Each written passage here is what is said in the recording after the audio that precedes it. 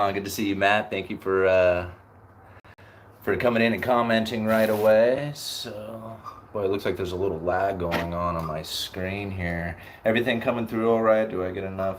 Like, I don't really get good cell reception here at my house, so I don't know if the live streams are glitchy or not. The video on my end looks really glitchy, so. All right.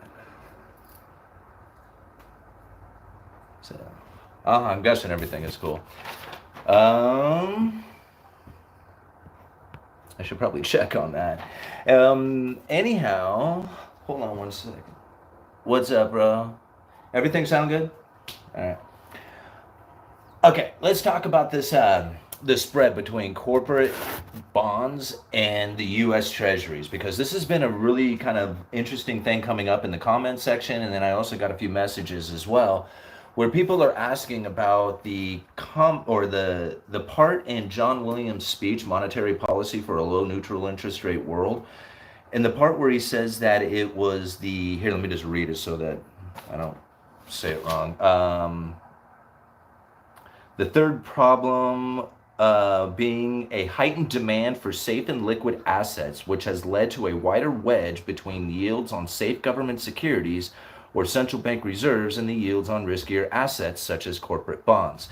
And now with the fuzzy dice, hey, I like that. I should go get the fuzzy dice if I got them. So what does this really mean? Now, I left a bunch of links down in the description, and this is something that has been talked about quite a bit, the spread between the corporate bonds and the U.S. treasuries. Now, the institutional theory behind it, let's think about that real quick. If you have a wide wedge between the treasuries and the corporate bonds, what is that saying? If you are an investor who is looking to lend money out there for a return, because that's essentially what a bond is, right? It's a loan to the government or a loan to a corporation or whatever. That's what you are doing, is you are taking on risk. Now, if you're buying a U.S. treasury, generally you're taking on pretty low risk, right? I mean, the chances of a default are very slim, and U.S. treasuries are the most liquid asset in the world. So, oh yeah, Dishes Every Day went and got my dice for me. Thank you, mamas. Where's the, uh-oh. Well, maybe we'll just hang them right there for now. Can we do that? All right. So, let me get it out of the way so you guys can see the dice. All right, so this is the idea behind it, is that if you are taking on risk, you should be getting a reward for that, right? And that's where yield comes in.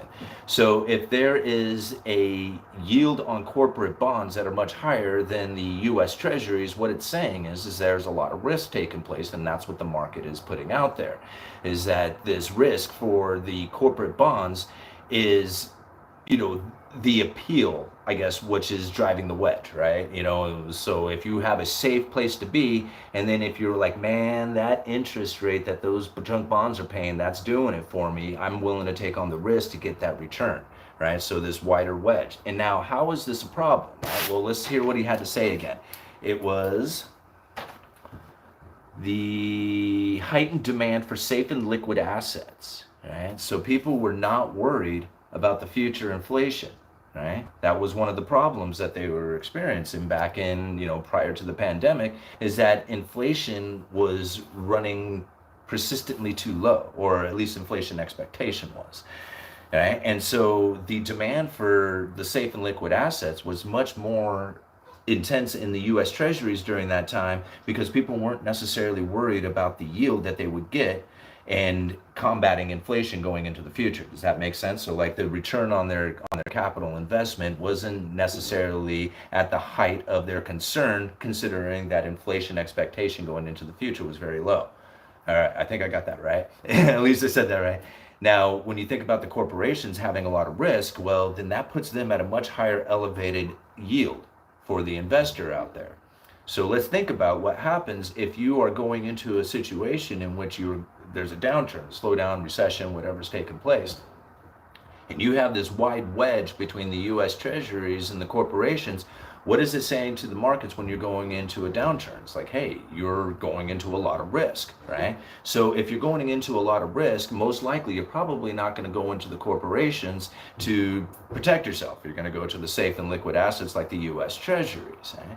So if you have a wide wedge during this time, it's going to drive the yields on the corporations even higher, making the downturn even worse for them, because really the corporations is what the government and the Fed look at as far as employment goes. So if you're going into a downturn, they're not going to go bail out mom and pop, although they did in the pandemic, but there's other reasons for that. Most of the time during recessions, they go to bail out corporations, and they do that with the bond purchases, right? So a lot of times, remember, like back in the day, we heard about government motors because the government had bought so much of the GM bonds. So this ends up being the situation within it. So that's what the Federal Reserve is like mainly concerned about, right? Is this wedge being too wide, and then the risk going into corporations being much more dramatic than the safe and liquid asset, giving the downturn even worse. So what happened during the pandemic, right? Because well, if you go only look at one of the charts, you're going to see for a short moment there, as the pandemic kicked in and we were going into the recession-induced pandemic, there was a huge spike in the spread between the US treasuries and the triple-rated junk bonds. That spike was then dramatically reversed and went completely in the other way. So it took almost a year, but then fell below, the spread fell below when John gave this speech in 2018, only to find its way kind of ticking back up and fluctuating, bouncing around from here. What's interesting when you look at that chart is that if you take it back like 10 years, it doesn't seem like the wedge has grown any worse in the last 10 years. But if you read the rest of what he was saying, or that entire paragraph, what John Williams really said is that three main global trends appear to account for the bulk of the decline in the neutral rate over the past quarter century. We're not talking the last 5 years or 6 years or 10 years or even that. We're talking 25 years back. And if you take the chart back to like the 60s, what you're going to find there is that this, just like anything, there's peaks and valleys. The valleys, right? The lows in the spread, when the spread got to its smallest point since back in the 60s, that is growing, right? So every time that the spreads spike and then they come back down, they're coming back down to a higher position. And that is really what I think John Williams is more concerned about when he says over the quarter century that this widening wedge has taken place. It's not over the last 10 years he's worried about, it's over the last 25, 30 years. So this is a very long game that the Federal Reserve is trying to play here. Now, when I go and I read that again, I think about it, it's just like, how do you deal with this problem, right? Like here it is, 2018, you got this widening wedge between corporate bonds and the US treasuries. And it's because the inflation expectation out there is so low that people don't mind putting their money into the US treasuries, and they do mind putting it into the risky debt, into the AAA rated bonds, right? So how do you fix this problem? Because they had quantitative easing 1, 2, 3, and 4, and pretty much failed to achieve the 2% inflation target that they were looking for during that time, right? So again, I go back and I read this and I get to thinking, like, what is occurring today that would totally like be the benefit of what John Williams was complaining about back then, right? So we read this line again. The third is the heightened demand for safe and liquid assets. The heightened demand for safe and liquid assets. That was a problem for John Williams back then. Remember? And so we think about this for just a second. We have a huge propaganda mainstream media ad play all the time, all right?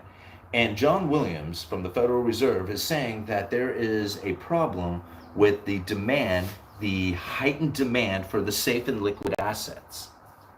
That was a problem. Think about de-dollarization right now, right? I find that to be a very interesting correlation, right, between the two, where John Williams said that there was a problem with this heightened demand for safe and liquid assets. And here we have this huge mainstream media push propaganda about the de-dollarization that has taken place. I think that's part of the Fed's ploy that's going on here in order to decrease the heightened demand for safe and liquid assets, to bring the interest rates, the yields up on the US treasuries, to bring them closer to the bond yields. Now, in my opinion, when I think about this, like, it's not something that I find, or I don't have any link to share with you, but I just think about my own idea on what this really does for the Federal Reserve. Because if you can get these two closer together, right, the yields on the US treasuries and the yields on the corporate bonds, or even the junk bonds, whatever, if you can get these two closer together, when you go to stimulate the economy and you drop interest rates, right, and you drop the yields on those US treasuries, that is really how you end up stimulating the corporations, right? Because you don't have to really do anything. You don't have to go and, like, create a special purpose vehicle. You don't have to get the government to do it. You don't have to do anything. To me, that is probably more on what the Fed, like, toolbox would be more interested in, is to be able to have that room to be able to stimulate the economy again.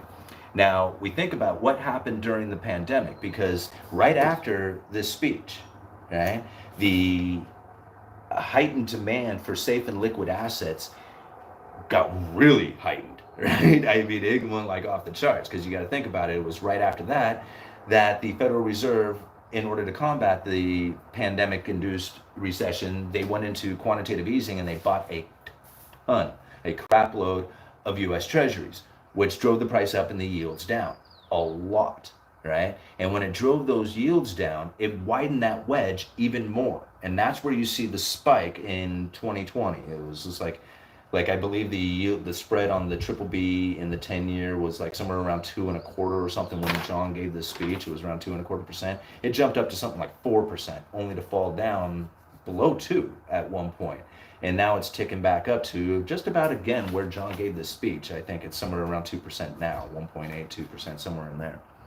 So when we think about, like, what happened during the pandemic, right? Because all of a sudden there was this huge wedge that was created during quantitative easing, where all of a sudden the Federal Reserve is going in and they're buying a mass amount of treasuries. Boom, right? The treasuries yields go down, the price goes up, and this wedge grows even more. And that's where you see that 4%.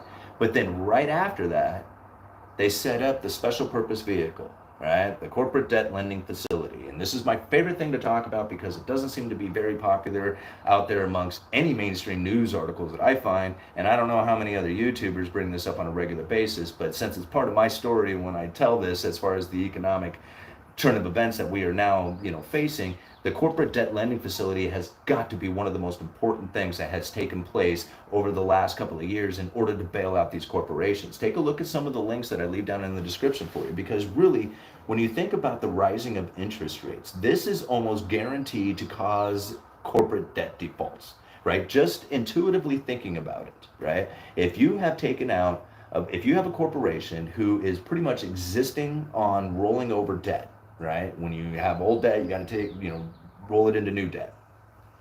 When you have a corporation who is sitting in a position in which there's a dramatically spike in interest rates, and you have to roll your debt over to new debt, this is going to become very difficult for you. Like, and especially if you have a downturn in sales. So not only are you running into, like, a slowdown, right? You got the Federal Reserve raising interest rates to hurt the consumer. The consumer is your cash that's coming in order to pay those bonds. You're not getting it. What ends up happening, right? You go into default. That's like what's pretty typical of corporations during a recession, is that you experience a lot of debt defaults because of that exact reason. They're just not able to roll that debt over into new debt.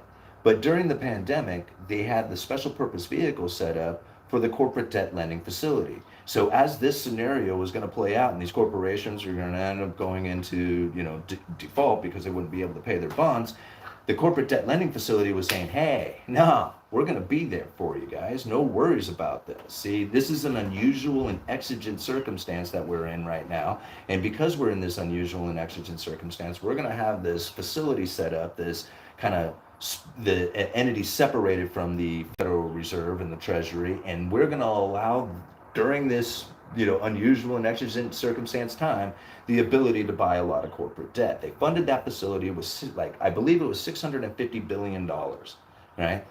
And they bought a little bit of corporate debt. They bought some ETFs, which is like an exchange traded fund where a fund has put a bunch of different corporate debts into it. The Federal Reserve did buy some of that using this special purpose vehicle, but it was just a small amount. They put out a lot of news went out there. Hey, Federal Reserve is going to be picking the winners and losers, buying the fallen angels. There was just campaign, mass media attention to this special purpose vehicle corporate debt lending facility.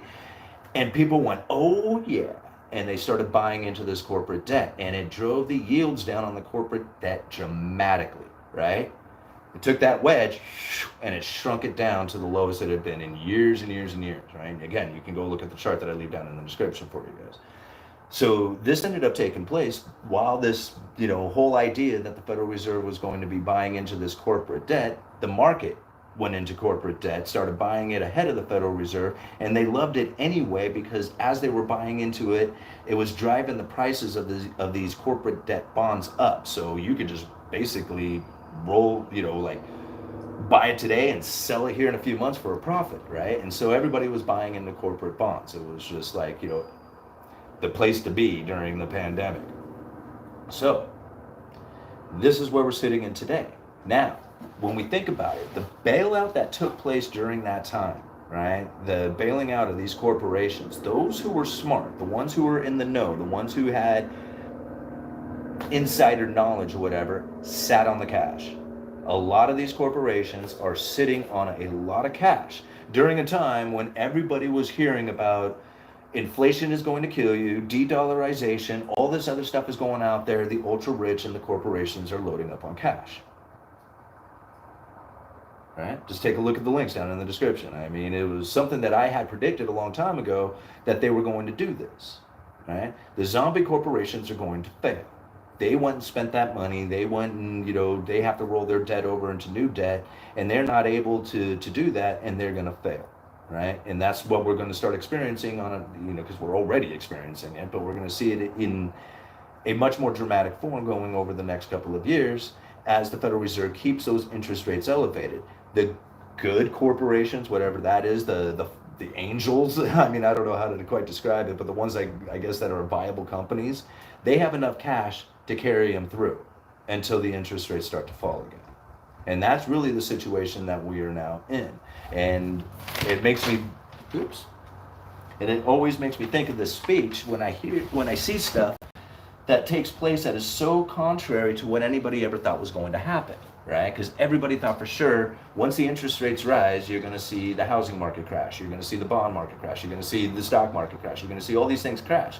And not saying that they're not going to happen, I'm just saying they haven't happened, right? And it doesn't really matter, like, when you think about it, if you have sat in a position in which that you were sure that the housing market was going to fall by this time and it hasn't yet, you have to think of your reasonings that it was going to happen, right? I mean, it was just like, you can change, you can always change your beliefs and stuff, and you may still have a belief on which that the housing market may crash, and that may be a very legitimate belief on it. But if it was the same belief that you had, say, a year ago or 6 months ago, when the Federal Reserve was raising rates and that it was going to drive the mortgage rate so high that the whole housing market was going to collapse, it didn't happen that way, right? And so we do have to think about how things are occurring and what is occurring here. All right, I'm babbling on too much. We've gone 18 minutes into this. All right. Hey, thank you very much for the $5. Let's go find that real quick. All right, thank you, BDan82 for the $5. Building up cash position or paying off debts. Which is best before liquidity crisis? Thanks for all you do. In my opinion, there is absolutely, and thank you very much, BDan82 for the $5. In my opinion, there is absolutely no better investment that you could ever possibly do than to pay your debts off. I mean, that's just my personal opinion. There's a lot of other people who will probably disagree with that.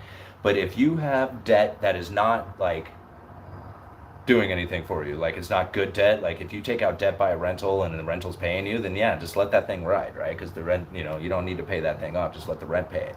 But if you have like a lot of credit card debt, you got car loans, you got debt like that going on, absolutely pay off your debts first. And how you do it doesn't really, in my opinion, doesn't really make any difference. A lot of people have like these ideas on how it is in the direction that you should pay off debts and stuff.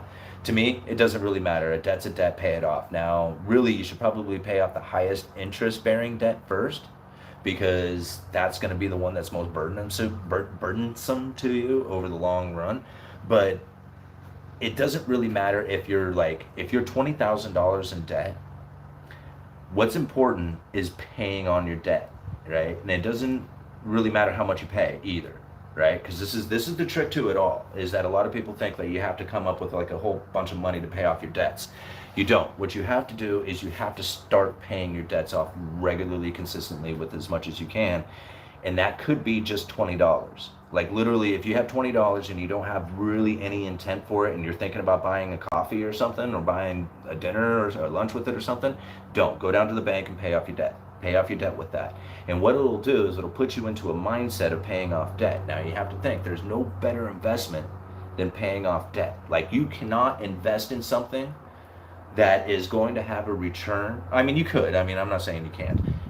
The likelihood of being able to invest in something that is going to have a return that is beyond the interest rate that you pay on your debt is very unlikely, right? I mean, so like if you have a 9%, like a debt that has 9% on it, now you have to have an interest on your investment that's paying, 12, 13% or something like that, in order to just kind of make things even break even after taxes and whatever, right? So paying off debt, it's easy, right? It's just nothing, you don't even think about it. You just go down there and you just pay it off. So yeah, definitely pay off debts first. That's what I did anyway. And it was like, once you get out of debt too, it changes everything. Like, debt is like a burden on you. It's like a weight that hangs on you. Once you're out of it, then everything feels free and much more comfortable in life. All right. Liking the glasses. Yeah, well, I need them to read. So let's go down to the top here. All right. Hey, good evening, Kevin from Lakeland, Florida, man. It's good to see you. You always hit these live streams. First one on, always, man. That's awesome. All right. Great unraveling. Thank you. The Great Depression, yeah. Hi, I'm wondering, I'm 15, I have around $5,000. What should I do with it? 15 years old, bro, you are in an awesome position, man. Go bust yourself out a compounding interest calculator and go see what 10% return will do for you if you were to put that into some kind of interest-bearing account. Man, youth is the best possible thing you could ever have. 15 years old, look what compounding interest can do for you, right? Like, being young is probably one of the coolest things that you could ever possibly have for your future investment, financial career in life or whatever. Being young is by far the best opportunity in the world, because you get to take advantage of the compounding interest.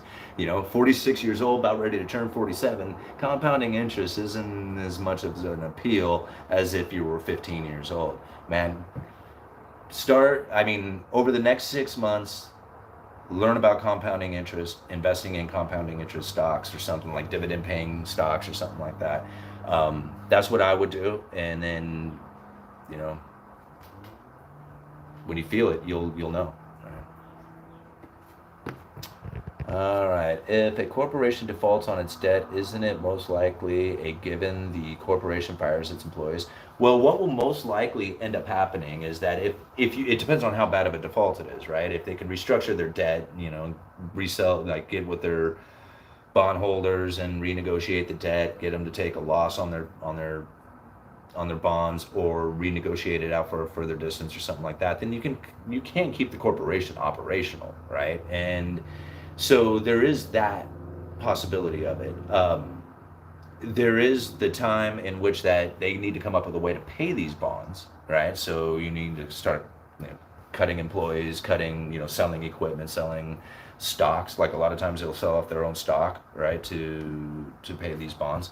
And so when you think about like a lot of these corporations who did a lot of stock buyback, right, when they go into this downturn, they're going to have to do a lot of stock selling. So not only do you have the bond prices falling because they're going into default, but then you have the stock market falling on top of it.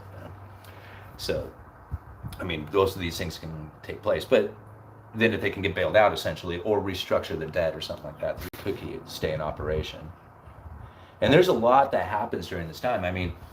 You have to think about all the devious stuff that goes on that is just far beyond what most of us even even consider. There's credit default swaps that are attached to these corporate bonds, right? So if the bond goes into default, there's a credit default swap that'll kick in. A lot of times will kick in and pay an investor back, like an insurance policy would be, right? But these corporations get into such a position in which that they're about ready to default on, that the issuers of the credit default swap can be like, hey, you're about ready to default on these bonds. How much would it cost to carry you on for a little bit longer, because we have these credit default swaps that expire here in a little bit, and if you can stay afloat for just a little longer, then we wouldn't have to pay out on your defaulting bonds, right? So can we just pay you to just exist for a little bit longer, right? This stuff happens. Or here's another one. I was just like, hey, you guys are about ready to fail, right? You guys are about ready to fail, and you're going to default on your bonds, and I have an insurance policy that's going to pay me if you default. But if you carry on, because you seem to be carrying on a little more than what this credit default swap is going to pay, because it's going to expire soon, how much would it cost to go ahead and just get you to default now? Like, how can we get that to happen? These things start to happen. And so now they're messing with these credit default swaps in such a way that they're either paying a company to stay afloat or paying them to go ahead and just fail early, so that these credit default swaps can kick in. And again, this is like the shadow, banking financial system that nobody really knows about. Nobody even knows how big this is or how regulated it is. It's like, it could be quite dramatic, an event that starts dominoing affect these things, and I mean, it can really, your imagination can really go wild on this stuff, on what could happen from it.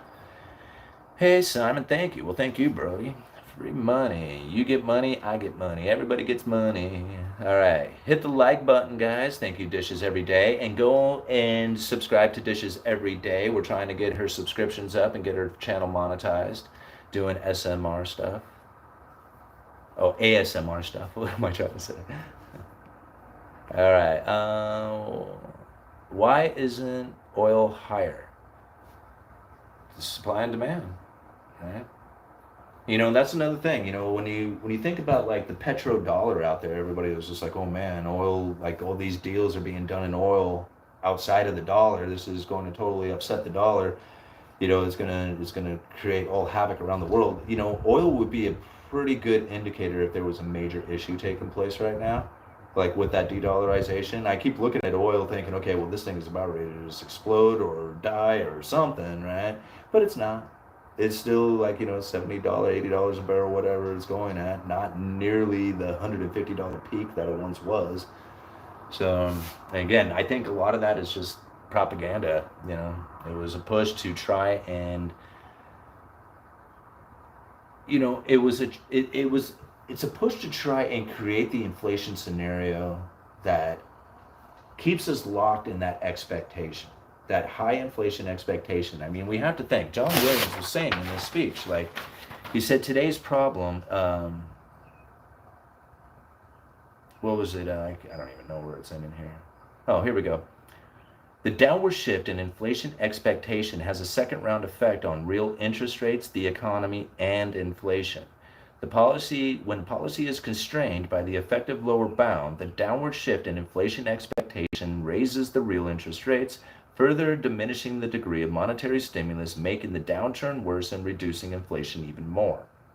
Even in times when policy is not constrained, the expectation of below target inflation in the future affects current decisions, putting additional downward pressure on inflation. In other words, monetary policy is always swimming upstream, fighting a current of too low of inflation expectation that interferes with achieving the target inflation rate. So he said it like right there. It was just like, we had too low of an inflation expectation. All the quantitative easing hardly got it, right?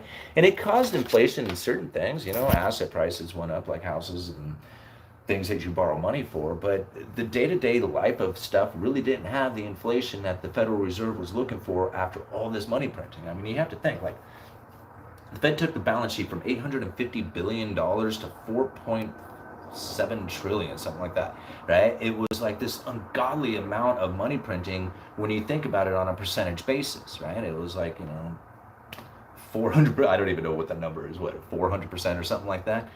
When you think about the quantitative easing that has happened during the pandemic, it took the balance sheet from 4.5 trillion up to 9. They just doubled it. It was 100% increase. Although it was a lot more money that was printed and put out there, on a percentage basis, it wasn't even close to what quantitative easing 1, 2, 3, and 4 did. Right? I mean, and that didn't even produce the inflation that they were expecting.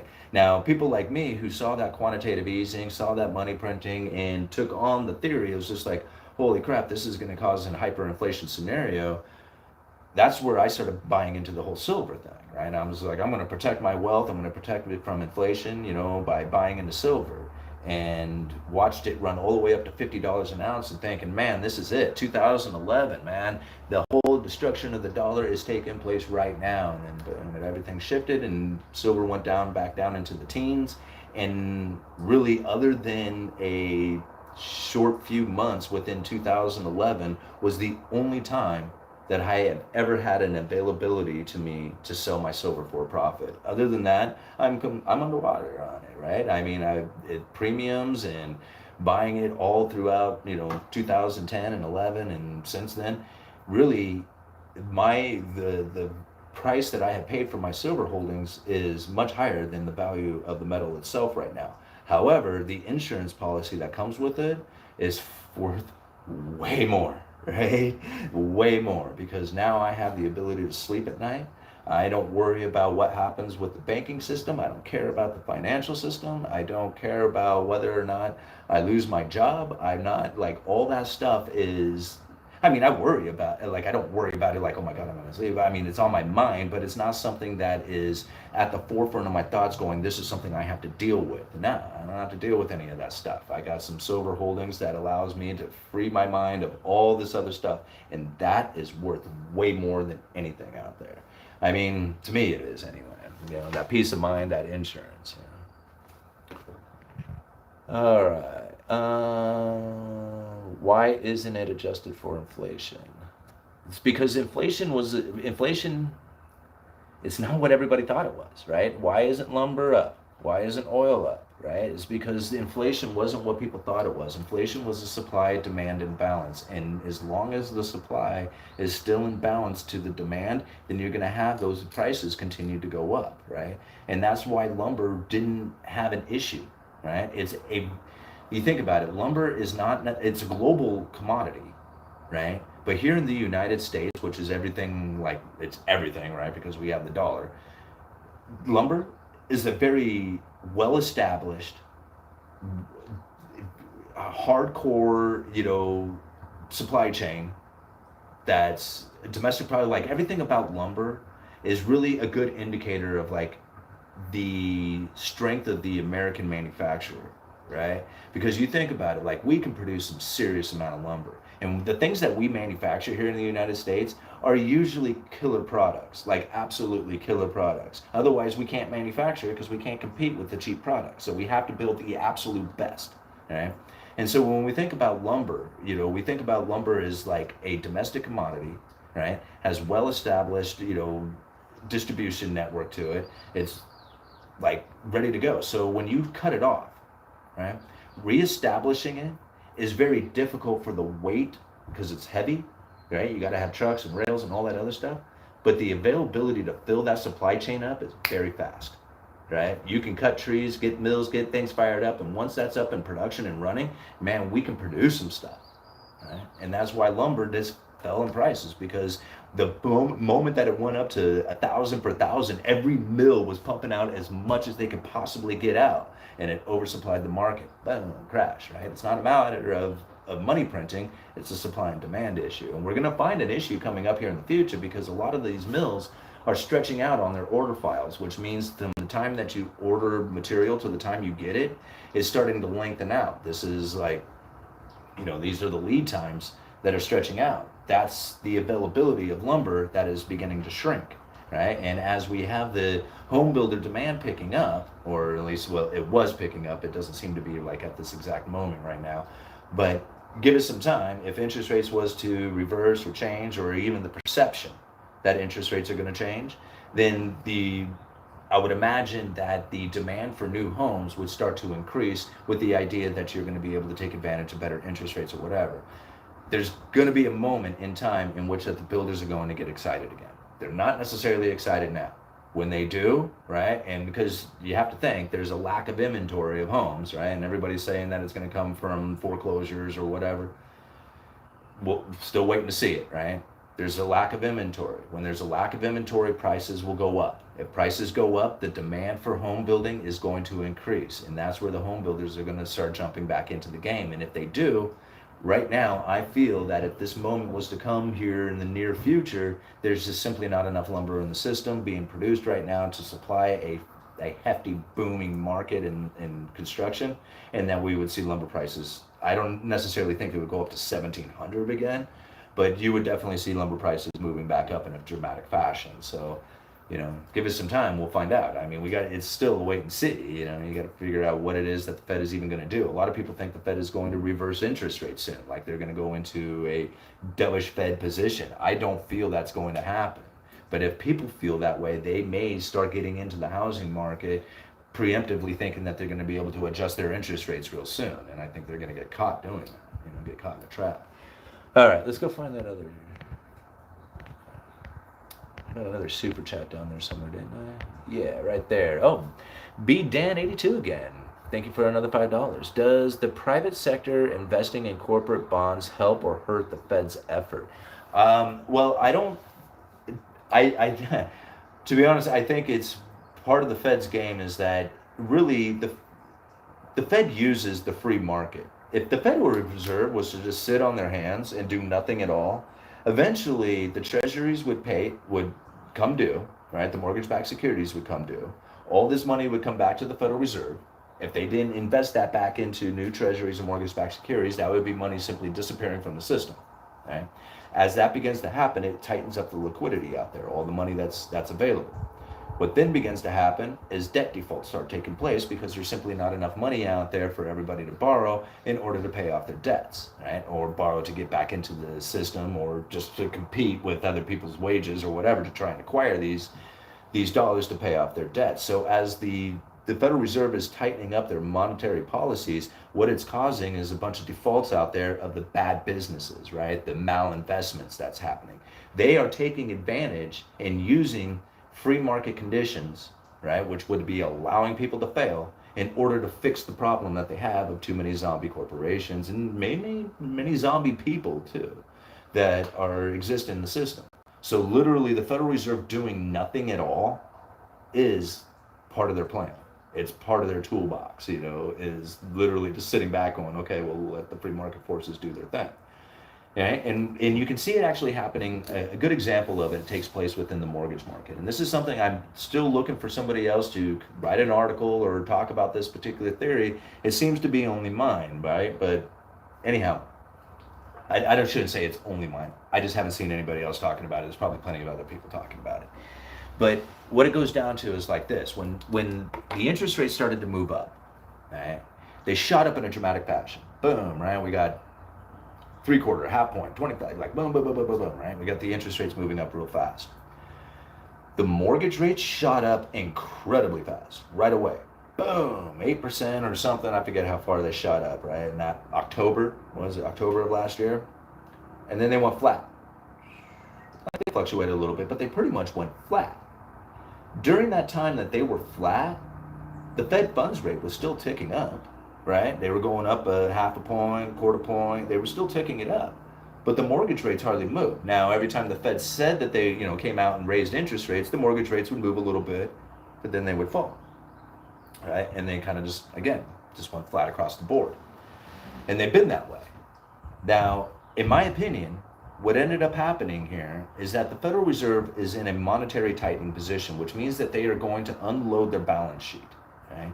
And this is funny because I see a lot of people arguing this one too, and I'm like, I don't understand why they're arguing the point of the Federal Reserve unwinding their balance sheet. I mean, it's taking place. Now, whether or not they got backdoor deals, we don't know about that stuff, and I mean, I guess if you want to take that into your theories, you can, but ultimately, the Federal Reserve is unwinding their balance sheet. They're allowing treasuries and mortgage-backed securities to roll off that balance sheet. Now, when we think about the mortgage-backed securities, right, During the pandemic, the Federal Reserve was buying mortgage-backed securities. This dropped the yields on mortgages to a really low level. Lots of people were refinancing, right? Taking their old debts, refinancing them into new debts. People were flipping houses. They were doing all kinds of stuff. There was a lot of mortgages being written, right? When you write a lot of mortgages, then you can combine a lot of mortgages into mortgage-backed securities that the Federal Reserve can buy, right? So here this Federal Reserve created a situation by buying mortgage-backed securities that actually created more mortgages because people were refinancing, right? If you can create these mortgages, create these pool of mortgage-backed securities, then you have something that the Federal Reserve can buy. Now you think about it, if you do something in the opposite of that, right, where you're saying, okay, we're no longer buying these mortgages, right? Now the interest rates are going to go up because the main buyer of mortgage-backed securities isn't going to be there anymore, right? So now the whole market is just like, whoa, we don't want to touch this stuff, right? Because if we don't have a buyer in the market like the Federal Reserve, then how much are these things really going to be worth, right?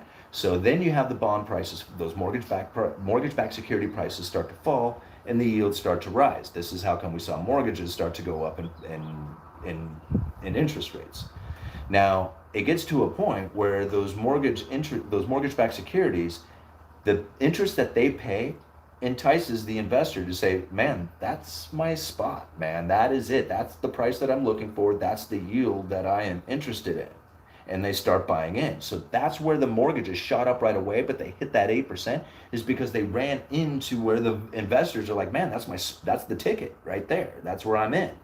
Right? And so now if you have less mortgages being written, think about this one, right? Because the interest rates are so high, less refinancing taking place, the Fed's not in it, right? So if you have less mortgages being written, the pool of mortgage-backed securities begins to shrink. Right?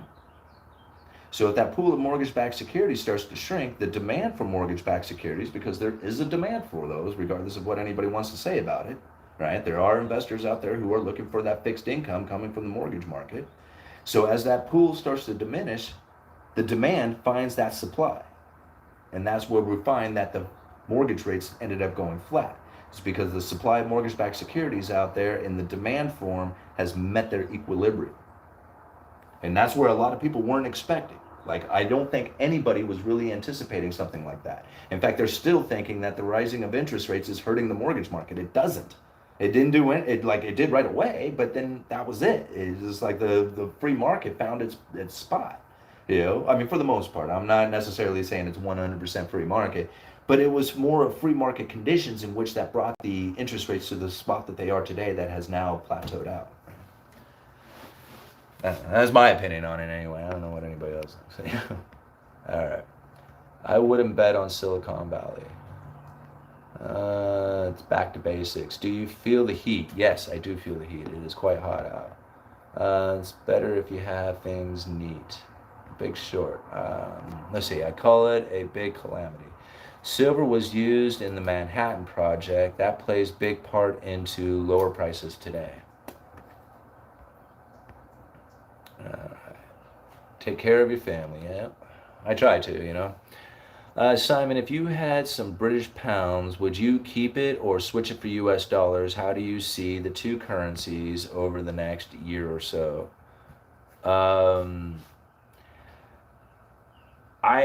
To be honest, I'm in the dollar, right? Over the next 6 months, I'm gonna start stacking up as much cash as I can because I feel that the Fed funds rate at whatever level that they end up peaking out at takes 6 months to a year to really impact the economy. With inflation down and the interest rates elevated, right, that is going to be incredibly painful.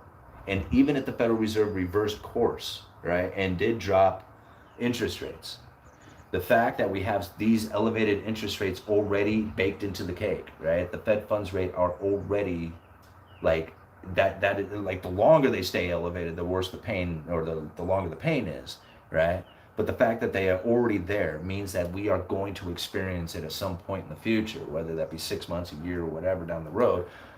That's what's coming. When it hits, it's going to put cash in a very good position because everything's going to go on sale. right? Everybody's going to be trying to get out of whatever it is they can in order to get the cash to pay their debts off. And they're going to be selling assets. They're going to be selling gold. They're going to sell Bitcoin. They're going to sell all this stuff, right? And in order to get a hold of that cash to pay those debts off. At that point, it's going to reverse and you got to get out of cash. Now, I can't tell you if that's 6 months, a year, or whatever, or you got to be out of cash 100%. I'm just thinking that's my strategy that's coming into the future, is that I want to be in cash now for that particular moment when the Fed funds rate at the 5.25, 5.5, whatever they end up peaking out at, ends up impacting the economy. The other indicator that I'm going to look for is the spread between the 5-year and 30-year treasuries. Okay?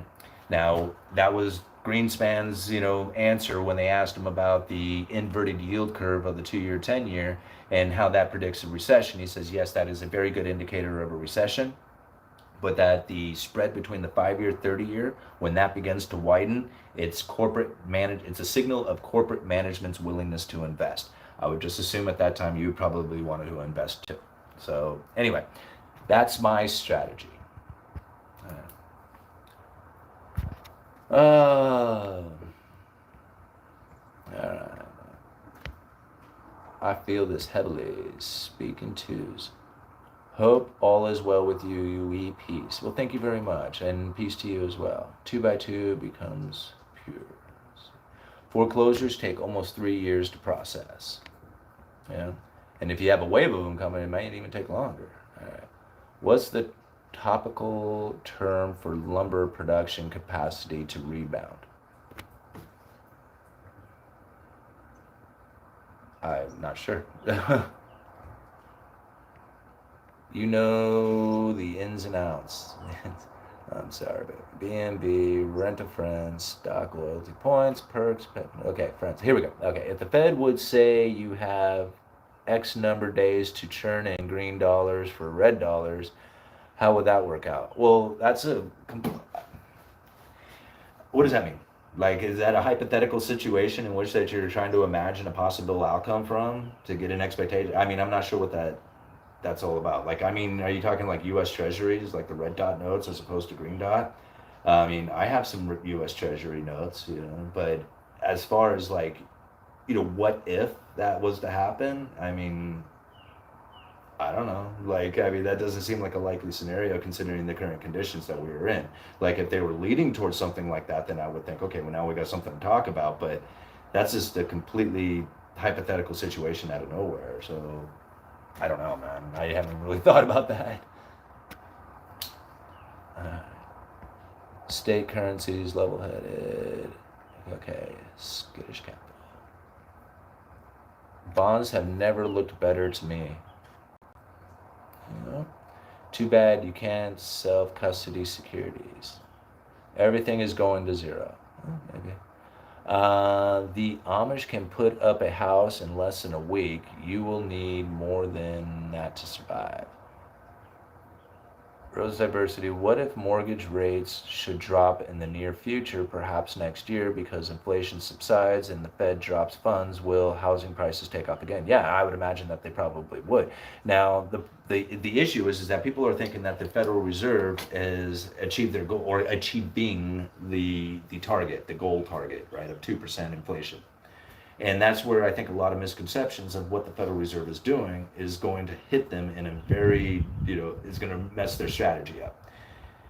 The reason is because most people look at the Federal Reserve and the past events that had taken place, especially when it came to their monetary strategy, in that once the inflation rate hits 2%, the Fed adjusts their monetary policy to accommodate the 2%, right? So, or did not restrict it, one or the other, right? So basically, once they hit that 2% target, they try to establish the Fed funds rate in such an area that it maintains that 2% target, which is very difficult to do because the neutral rate, which isn't the inflation rate, the neutral rate is the interest rate in which that the Fed is neither accommodating nor restricting the economy, is not an exact spot. Like, they don't know exactly what that number is, and because it's actually predicted from the future inflation expectation, they have to adjust interest rates today to deal with the future inflation expectation. And since you don't know what inflation is going to be in the future, you have to predict what the people are going to think inflation is going to be in the future.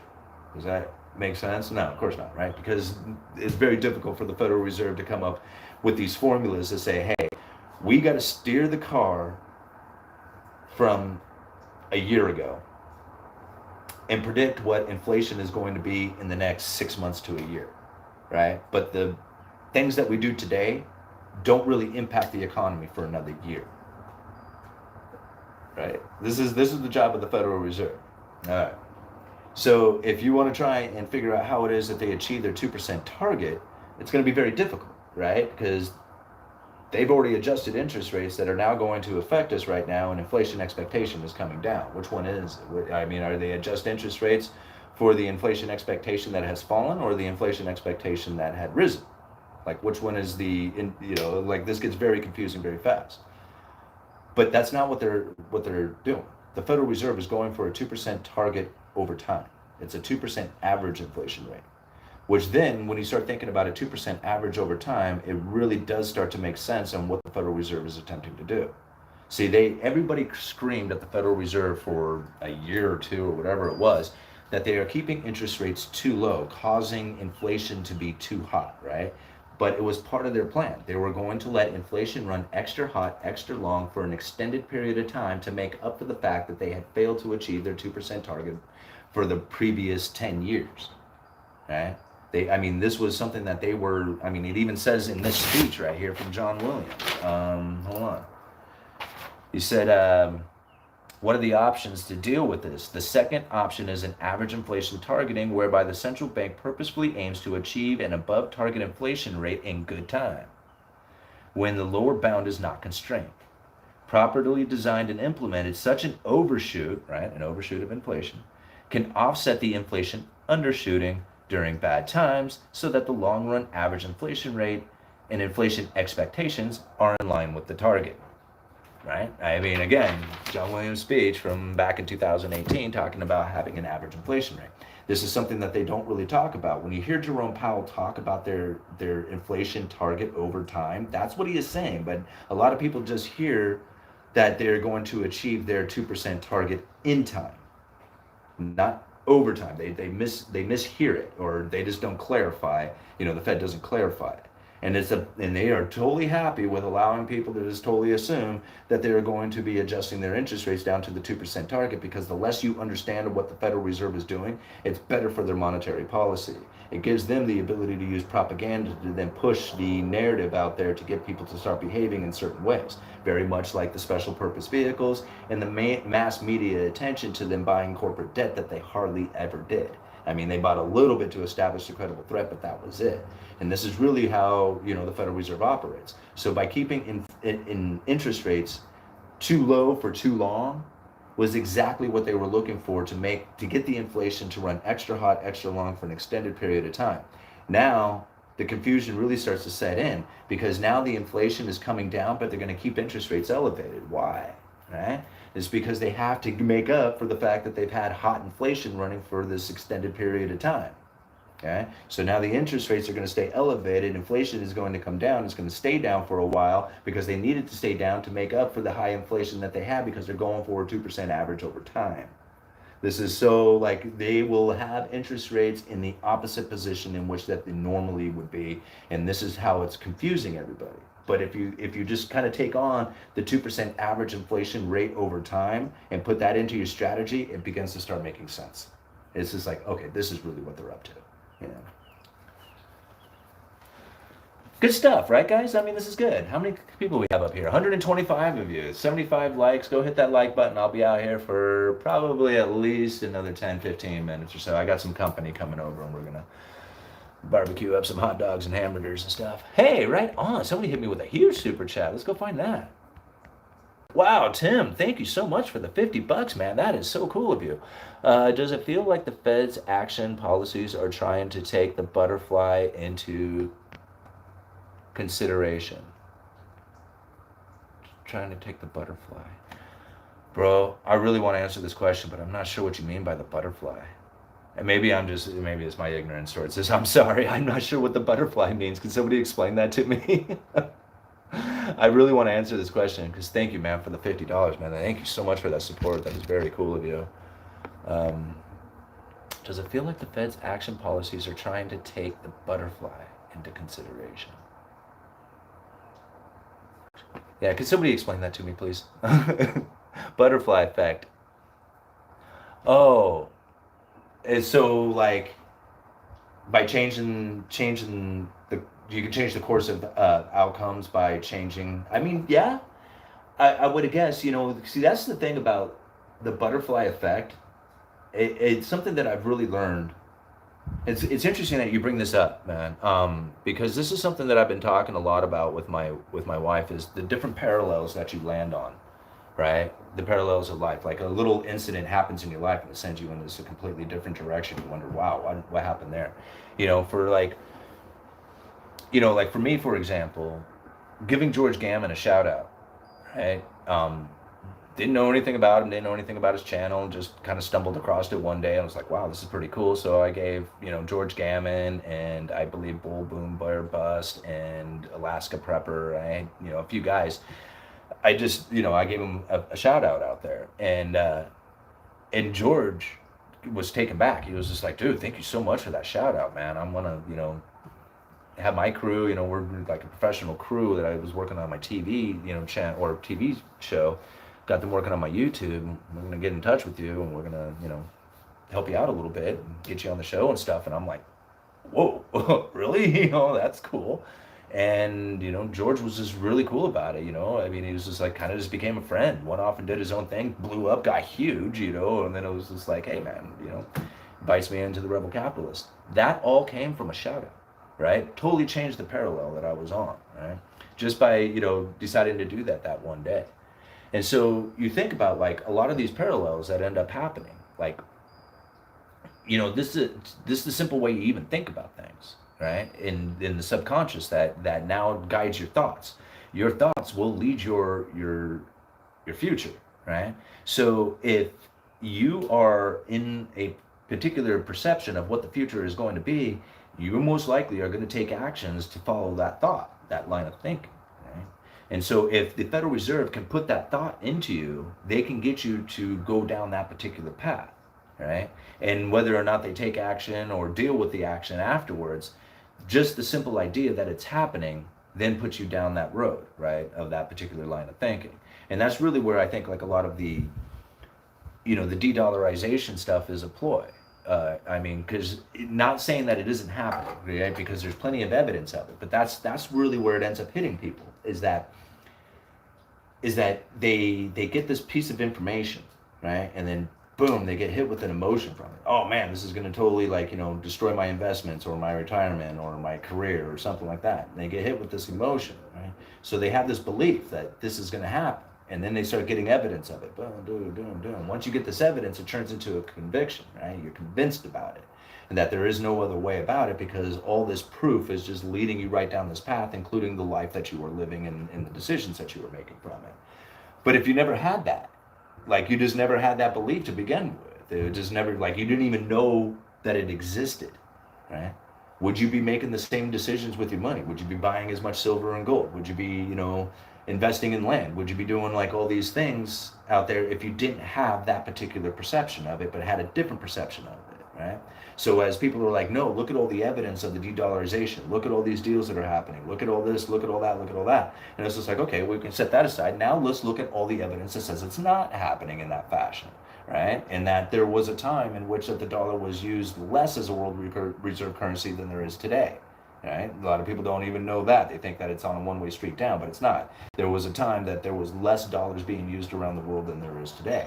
Now we have to also think about like how many deals are still being done in dollars, right? There's all kinds of deals being done in dollars. Even nations that you would think are getting out of the dollar, places like Turkey, right, just signed a huge dollar bond deal with the United Arab Emirates, right? Doesn't have anything to do with the United States. Doesn't have anything to do with our government, doesn't have anything to do with our banking system, doesn't have anything to do with our investors, nothing here, right? This is a deal between Turkey and the United Arab Emirates, and it's a deal done in dollars, right? Where's the de-dollarization in that? It's not, right? Now, it does happen, it's occurring out there, there's events that prove it, but to the scale in which that the dollar is absolutely done and that you need to be out of it, I don't see any evidence of that at all. None, right? None of that. There is concern in which that there is a possible outcome far in the future that this could be something that might happen. And when you look at some of the nations and what they are doing out there, they are definitely setting up this possibility. But, you can say that you're going to build a house, right? You can buy the permits, you can buy all the stuff, right? You can have all the things lined up, but it's not being built, right? It's a bunch of talk. It's just a bunch of happening as far as thought happening, right? But it's not. There's no real currency there. Right? Even people who are openly admittingly, hey, we're not doing deals in dollar anymore, like Argentina went and borrowed a bunch of yuan and then bought dollars with it. They borrowed yuan and bought dollars. It's funny. It's like I laugh at this stuff. So I guess to answer your question, because that was a great super chat, thank you.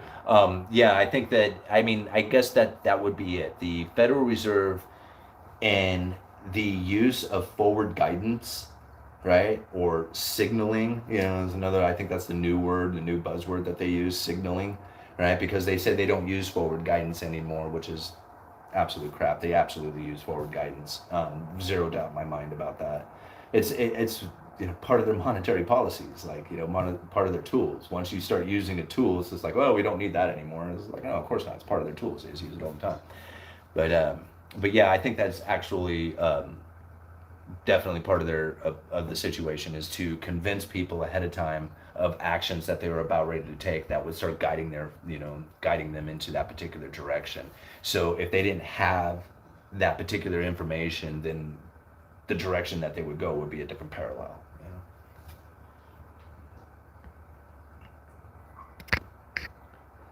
It would be good if you became a wise guy.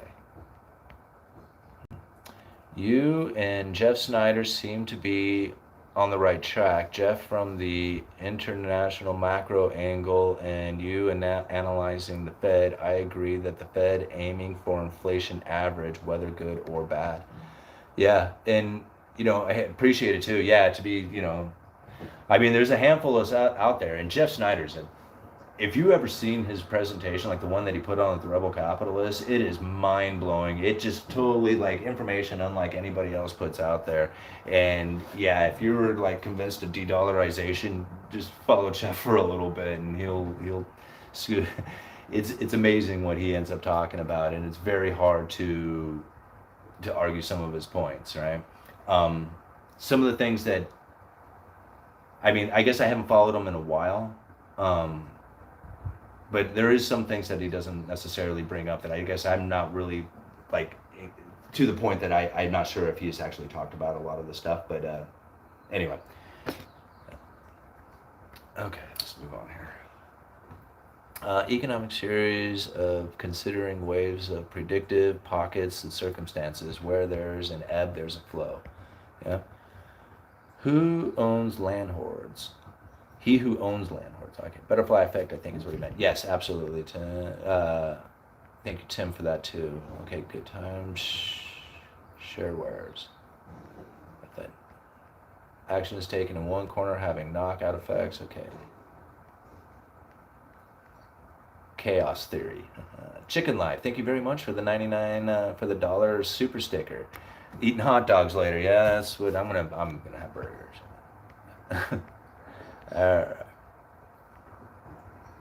Makes you wary. Let's see. Labor theory of property. Good question. Jeff Snyder spoke about this. He said the Fed is essentially falling into a blind spot trap. They are missing macro variables outside of the U.S. when it comes to rate hikes. I don't think they are. I think that's actually, I think that's something that is very concerning to them. And I think that's also part of the de-dollarization theory. Like, they don't know exactly the, okay, so here, they asked Jerome Powell before the recent rounds of quantitative easing, and they asked him, how much money do you plan on printing? Does the Fed plan on printing? And his response to that was, it depends on how much demand for our liabilities there are out there. That is a very interesting response to a question on how much you plan on printing, because nobody knows exactly this demand for their liabilities. And again, just like Turkey writing this debt to, writing a offshore bond, a dollar bond, and selling it to the United Arab Emirates, is that, like that one right there, because it's a sovereign debt or something, might be on the Fed's like radar, but there is plenty of these type of contracts that are written around the world that the Federal Reserve does not know exists. Right? Now they might be suspicious of it, but there is no real mechanism for them to go like, okay, let's punch it in there and see what the chart is of this particular, demand for our liabilities are. They really just don't know. They are assuming a lot of this. And so when you have this heightened demand for the Federal Reserve's liabilities and you're trying to tighten up your monetary policy and you don't know exactly how much demand for liabilities are out there, you're going to run into some liquidity issues out there, as people are going to be like, yo, where's the dollars that I need to pay off my debt? Right? Because that ends up being what takes place. Now, something very interesting that's happening as you're pulling this quantitative tightening off, right, and you're pulling dollars out of the system, there are entities out there right now, right, just from the de-dollarization, shock that has taken place, are getting out of their contracts with dollars. This is shrinking the pool of available dollars that are out there. Right? So now, if you were the Federal Reserve, right, and you were concerned about how much demand you have for your liabilities, because not only is there demand for the liabilities that you created, but there's demand for liabilities that you didn't create. Like, you don't even know, right, how much is out there. So if you had this going on and you're going into quantitative tightening, the last thing you want is heightened demand for your liabilities. Right? De-dollarization, de-dollarization, get out of the dollar, because the last thing we need is a bunch of demand for our liabilities while we're going into quantitative tightening. Right? And I mean, I don't know, that's the way I kind of see it. I mean, I guess they could use it for their advantage and actually cause the quantitative tightening to advance further, right? Which would actually cause more of a liquidity shock, which I don't think they're looking for, right? I think they're actually looking for, people to voluntarily get themselves out of the dollar to lower the liability demand so that the Federal Reserve can actually find where it is that they need to be. Right? I don't know. Like, does that make sense? Makes sense to me. Anyway, I don't know. All right.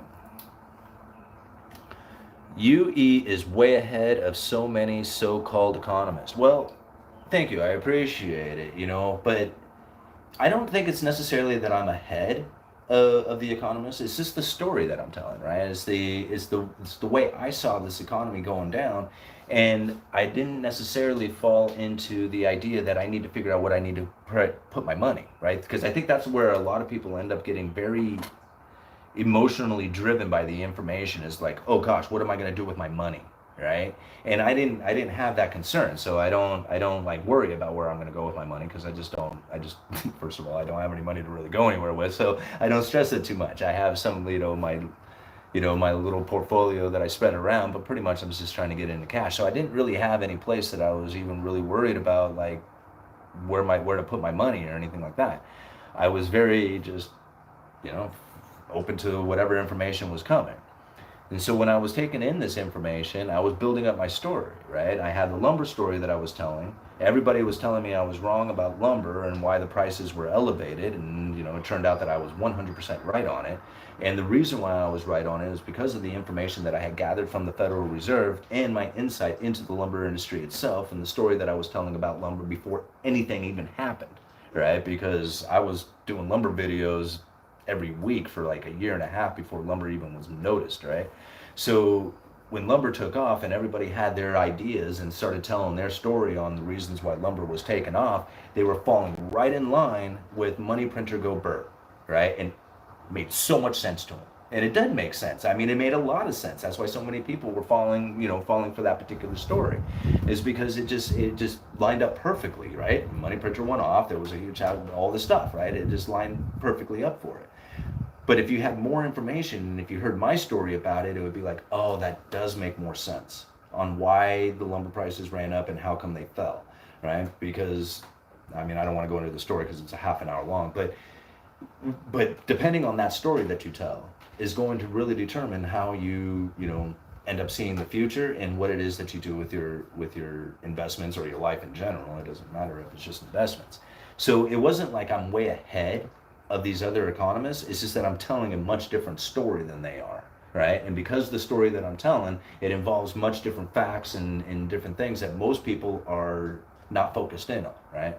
I mean, here's another thing. Like, I try not to do like doom and gloom videos, but those are the popular ones, right? Those are the ones that get everybody's attention, is if you're out there scaring the hell out of them. And you can, like, how many videos came out from people saying, get your money out of the bank today, right? Like, get your, before this happens, you know, or something. And they have like this information that hits you with a bunch of emotion, and they give you a bunch of, like, you know, facts that are involved, and then you're convinced that there's going to be this huge banking crisis, right?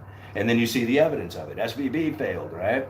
And then you get like all these people who are like, man, this is gonna be so bad, this is gonna be horrible, it's gonna take out everybody, all America's dead, right? Dollar's dead. And you get all this information, and you start stacking up all this evidence, and then you're convinced that way, and you can't really see it any other way, right? But because I had read somewhere, somehow, in some Fed document about how they were, you know, planning on using unusual methods of dealing with shocks to the economic system, right? In my mind, that said, well, that's a lifeboat that you're planning on using. Some sort of lifeboat, right? Some sort of mechanism that's going to bail out these banks. And that's exactly what happened. As, like, people asked me before, like, you can go and find videos, and I even did them, where people were asking me if I should keep my money in the bank, right? And my answer was, I'm keeping my money in the bank. Now, should I be worried about that? Yeah, I probably should, because there's going to be issues coming in. I mean, am I going to do anything about it? No, because the Federal Reserve is going to have a lifeboat that they're going to use, because they already said that they were going to do that, right? So it's just like, do I trust the Fed? No, but then again, I do believe that, I do trust the fact that they are going to bail out the banks. Like, I believe that, you know, or that they're going to attempt to do it, right? And when you read information about how it's just like, okay, if there's a bank failure, they're going to bail it out somehow, right? And you don't know exactly how that works out, and then one day it happens, and they pop off with a bank term funding program. You're like, lifeboat, totally, right? Just exactly like they said that they were going to do, right? Now, I read into that. That was my story. I didn't know if anybody else was telling themselves that, but I don't really have a whole lot to lose. So, like, even if I was wrong, it was like no big deal to me, right? You know, I mean, I didn't lose much. But other people who might have had, you know, a lot of money would be very concerned and may not have told themselves that story, you know, that there would be a lifeboat to come rescue them. Anyway, that's just me. See, like, the easiest way to understand this stuff is it's, again, like, it's all part of, like, you know, this awakening thing that I'm doing. It's all part of letting go, right? Letting go of outcomes and expectations. And it's the hardest thing in the world to do, because you have investments, and that is, like, all about outcomes and expectations. It's like 100% about outcomes and expectations. It's hard to even imagine investment that doesn't have an outcome or an expectation to it. But really, if you want to understand what's going on in the economy and be an economist, you can't be an investor. Those are two different things, right? Economists and investors are not the same people, right? And that's where a lot of people, I think, get confused by it. They're like, man, what should I do with my money? I don't know, man, go talk to a financial advisor, right? I mean, every single person is going to be different no matter who you are. Nobody's going to be in the same job, have the same, you know, savings, same debt, same, you know, wants and needs in life or whatever, you know, like, nobody has the same condition. There's no way that you could go out and give some advice on YouTube that's going to be like a perfect scenario for everybody to follow. Like, it doesn't work like that, you know. And so understanding this information for yourself, being your own economist, then intuitively you should be able to make the right decisions on where you go with your investments and, you know, what you do with your money and stuff. And that's really what this is all about. I mean, it's learning what the economy is for you, because everybody interacts with the economy on their own, right? The economy is us individually behaving with our money, our businesses, our employment, you know, whatever it is that we're doing.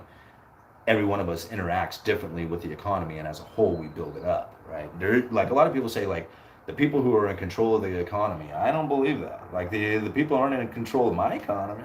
Like, my economy is much different from that. I view the economy and I interact with it. That's much different from people who are controlling me, right? My economy is mine.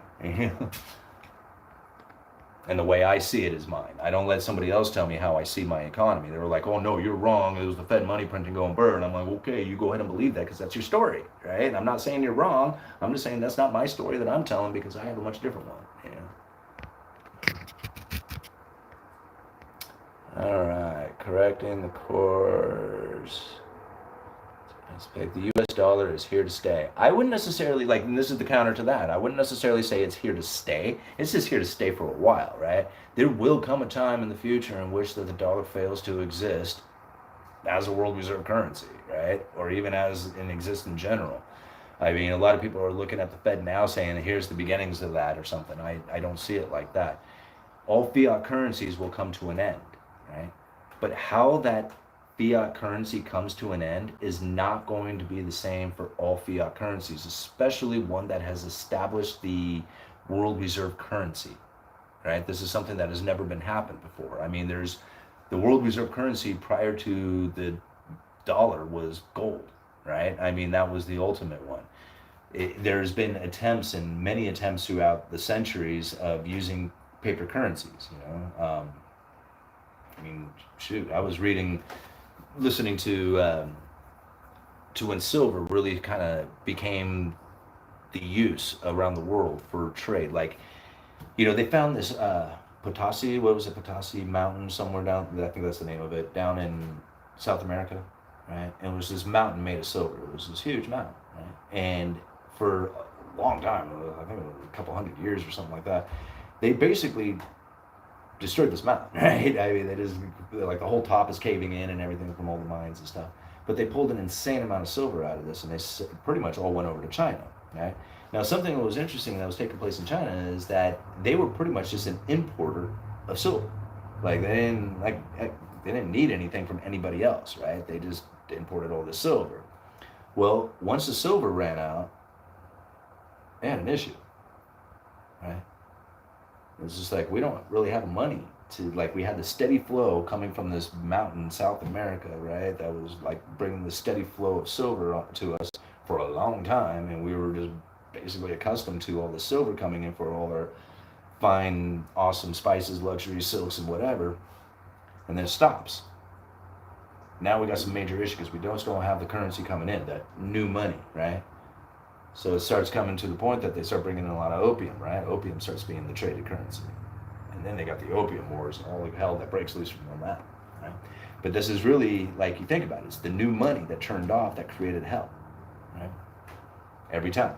And Cantillon talks about this, right? This is the increase and decrease of money to a state. And that once the new money turns off, all hell starts to come undone. And essentially, the major problem is that most don't realize what's taking place at the time. When it's flowing, when everything is going good, you're in good times, right? You're living it up. You're thinking, man, this will never end. This is like the best life ever. We got all this money coming in. We're flowing in all kinds of abundance, right? It's coming from every direction. And then one day, the new money turns off.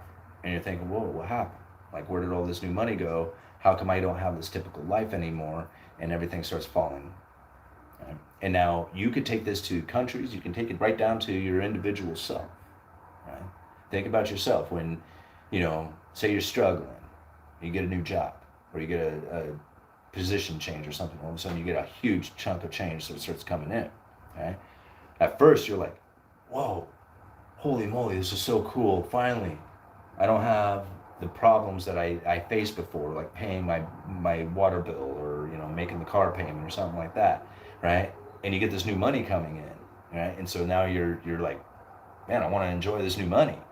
Right? In fact, I don't want this old busted down car. I want a new car, and I want to eat out a little bit more and eat ribeyes instead of like the hot dogs, right? Or bologna or something. And so you start increasing your standard of living. Well, this happens whether you're a nation or an individual. Unless you are consciously thinking, I am not going to do that, and that I'm going to keep my standard of living as low as possible, and I'm going to hoard this money and then save it and invest it and do something like that, because at some point when the new money turns off, I don't want to have this higher standard of living with all these luxuries that I have to pay for. Hardly anybody thinks like that. They don't think about when the new money turns off. They only think about the new money that's come in and how it benefits their life. and that's it. And they stop it at that. So really, the major problem only exists when it's time to get new money in to maintain that higher standard of living. And this is really where, like, you know, back in the day, you had to start going into wars or whatever. They're here? Awesome. All right, I got company, guys. Thank you so much for hanging out, being here. We got 96 of you and 95 likes. Wow, I think that's the first time we ever got that close like that. I really appreciate you, everybody being here. Thank you so much. Humans did not take Bitcoin, gold, only USD only. Hitman, I don't know. I think Hitman will take Bitcoin and gold. All right, guys. I would love to sit here and just go through all these comments, which I really should have done because you guys are so cool to have actually commented and trying to get the message out there and get the conversation going. Thank you so much for being here. Thank you very much for being part of it. Thank you very much for the super chats. Thank you all for being part of the Uneducated Economist. You guys let me know. Yeah, we can't stay for hot dogs. That would be, no, you guys got to go. All right. Love you.